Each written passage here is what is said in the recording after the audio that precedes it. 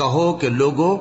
آؤ میں تمہیں وہ چیزیں پڑھ کر سناؤں جو تمہارے پروردگار نے تم پر حرام کر دی ہیں۔ ان کی نسبت اس نے اس طرح ارشاد فرمایا ہے کہ کسی چیز کو اللہ کا شریک نہ بنانا اور ماں باپ سے بدسلوکی نہ کرنا، بلکہ حسن سلوک کرتے رہنا، اور ناداری کے اندیشے سے اپنی اولاد کو قتل نہ کرنا، کیونکہ تم کو اور ان کو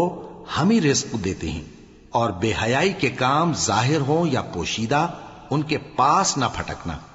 اور کسی شخص کو جس کے قتل کو اللہ نے حرام کر دیا ہے قتل نہ کرنا، مگر جائز طور پر، یعنی جس کا شریعت حکم دے۔ ان باتوں کی وہ تمہیں تاکید کرتا ہے تاکہ تم سمجھو۔ یتیم کے مال کے پاس بھی نہ جانا مگر ایسے طریق سے کہ بہت ہی پسندیدہ ہو، یہاں تک کہ وہ جوانی کو پہنچ جائے، اور ناپ اور تول انصاف کے ساتھ پوری پوری کیا کرو۔